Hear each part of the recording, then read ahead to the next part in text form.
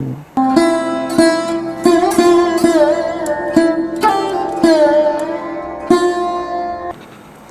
सभी को प्रणाम। सत्य सनातन की जय। ईश्वर की असीम अनुकंपा से, गुरु महाराज की असीम अनुकंपा से आज हम सभी लोगों को भगवत चर्चा करने का परम सौभाग्य प्राप्त हो रहा है। गुरु वंदना कर लेते हैं। बंदा गुरु पद कंज, कृपा सिंधु नर रूप हरि, महामोहतम पुंज, जासु बचन रवि कर निकर। गुरु महाराज के आशीर्वाद से हम सभी लोग उस अंतरात्मा में प्रवेश करके उस अपने अंधकार को दूर करके उस परमानंद के प्रकाश को देखते हैं। और यही काम भगवान सूरज भी करते हैं, जैसे उनके निकलने के बाद रात्रि का अंधकार दूर हो जाता है। अब आज हम लोग इस पर चर्चा करेंगे कि परमात्मा का स्वरूप क्या है। अब देखिए, इसमें बात ये आती है परमात्मा स्वरूप समझने से पहले कि बहुत क्लियर कट बात समझने का प्रयास करिएगा कि भगवान कहते हैं, देख तू जो चाहता है वो नहीं होता, तू जो सोचता है वो भी नहीं होता, चाहता जो मैं हूं वही होता है, वही तेरे भाग्य में लिखा रहता है। तो तू ऐसा क्यों न कर कि जो मैं चाहता हूं वही तू कर। अब देख, तू जो ऐसा करेगा तो मैं तेरे भाग्य न खोल दूं तो कहना, तुम्हें कोई कष्ट हो तब कहना। तो अब ये जो कहने वाला है उसका स्वरूप क्या है, कैसे समझे कि नहीं यही परमात्मा है, यही परमानंद है, यही परम प्रकाश है। तो अब जैसे एक सूत्र है, पुनरपि जन्मम पुनरपि मरणम, बार बार जन्म लेना और बार बार मरना, ये हमारे अपने कर्मों के हिसाब से ये 84 लाख योनियों का भ्रमण है। उसी में प्राणी क्या करता है, सुख और दुख को प्राप्त करते हुए जिस प्रकार कर्म करता है उसी प्रकार की योनि में, जैसे वो वृक्ष भी बन सकता है, वो नेवला भी बन सकता है, वो छिपकली भी बन सकता है, वो कीड़ा मकोड़ा भी बन सकता है। भगवान राम जो अयोध्या में एक फंक्शन करते हैं, भगवान राम अयोध्या में एक फंक्शन करते हैं, तो फंक्शन में आकर के वो एक बात समझाते हैं। कैसे, उस तुलसीदास जी महाराज ने लिखा है, आखिर आखिर 4 लाख 84 योनि भ्रमत यह जीव अविनाशी, कबहु की कर करुणा नर देहि, देत ईस गुरु गण सनेहि। भगवान राम कहते हैं कि देखो कि योनि में ये जीव भटकता रहता है और उनकी कृपा होने के बाद जो है, उनकी कृपा होने के बाद वो क्या करता है कि इस मानव तन को भाग पाता, जब उनकी करुणा होती है, उनकी प्रेरणा प्राप्त होती है। अब गुरु ग्रंथ साहब में भी यही कहा गया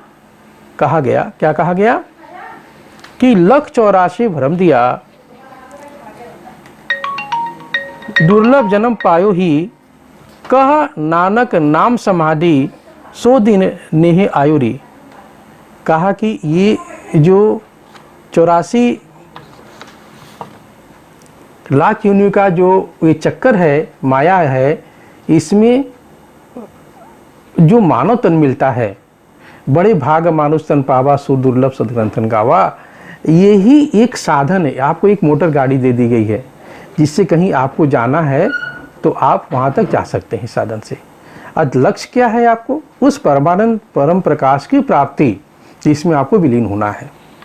अब एक धर्मदास की नगर सेठ की कहानी आती है। अब धर्मदास नगर सेठ जो था बहुत धनवान था। आप गौतम बुद्ध भगवान के बारे में भी जानते हैं, महावीर जैन के बारे में भी जानते हैं, सबके बारे में जानते हैं कि कितना रुपया पैसा था, सब कुछ था, लेकिन सुख नहीं था।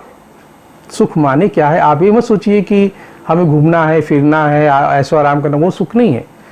जब तक आप अपने अंशी से नहीं मिलते हैं, उस अंश से नहीं मिलते हैं, आपका अंश जो आपके अंदर पड़ा हुआ है उस अंशी का उससे नहीं मिलते हैं, तब तक आप जो है वो उनसे आपको परमानंद की प्राप्ति नहीं हो सकती। तो अब धर्मदास जो नगर सेठ थे वो बहुत दानी आदमी थे, बहुत जो है धर्म कर्म के काम करते रहते थे।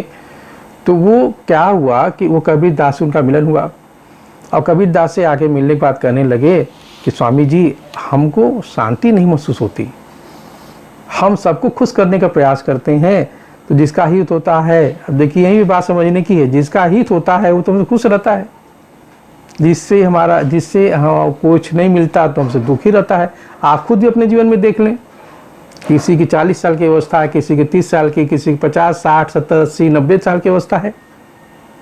आप अपने जीवन में खुद सोच लें, क्या आपने अपने लोगों को खुश कर पाए, कि आपको भी शांति मिली उन्हें?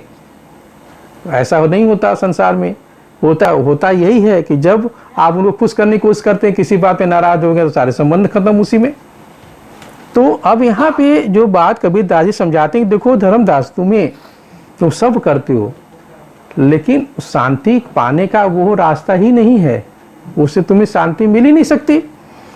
शांति कैसे मिलेगी? जब तुम्हें आत्मज्ञान मिलेगा, गुरु ज्ञान मिलेगा, उस अपने अंतरात्मा में प्रवेश करोगे तभी तुम्हें शांति मिल सकती है। तो कबीर दास उनको क्या करते हैं कि राज विद्या उसका ज्ञान देते हैं, आत्मज्ञान देते हैं। तो वो आप उसके अंदर उस परम प्रकाश को दिखाते हैं, जो इस ब्रह्मांड में ध्वनि गूंज रही है अनहद की, उसको सुनाते हैं, और खेचरी मुद्रा लगवा करके उसको उस अमृत पान का अनुभव कराते हैं, जो उसके शरीर में खुद भी था, और वो समाधिस्थ हो जाता है उस संत के पास आने के बाद। अब आप इसको और बातें से समझ सकते हैं कि अब देखिए, सच्चिदानंद स्वरूप, जिसका सत्य हमारे चित्त में सत्य है, वही हमारा आनंद स्वरूप है। वो जो सत्यता चित्त आनंद स्वरूप है, वो क्या है कि अब वो घट घट में व्याप्त है। घट घट में व्याप्त होने के बाद जो है, इसमें ये आप देखेंगे कि सारी चीज़ें, यदि आप साइंटिफिक दृष्टिकोण से देखें तो वो एक पीरियाडिक टेबल केमिस्ट्री में पढ़ते हैं सभी लोग, तो उसमें एलिमेंट पढ़ा जाता है ना, एल्युमिनियम है, सोडियम है, पोटेशियम, रुबिडियम है, मैग्नीशियम इत्यादि इत्यादि बहुत से पढ़ते हैं।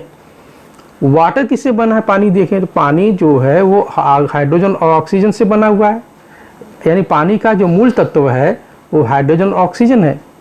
उसी प्रकार से हम लोग का जो शरीर है, यानी कि ये 84 लाख योनियों का जो शरीर है, वो किससे बनता? उसका मूल क्या है? उसका मूल ना ही एल्युमिनियम है, ना ही sodium, potassium, rubidium, caesium, francium इत्यादि इत्यादि नहीं है। उसका मूल जो है, जिससे उस मूल से सारे चीजें बनती हैं और बिगड़ती हैं, उसी में बनती है, उसी में समाप्त होती है। उस मूल तत्व को समझना में अब यदि जिसको ये विद्या मिली रहती है, जिसको ध्यान किया रहता है, समझा रहता है, वो देखेगा कि उसके अंदर खुद भी वो परमानंद है, वो प्रकाश स्वरूप है।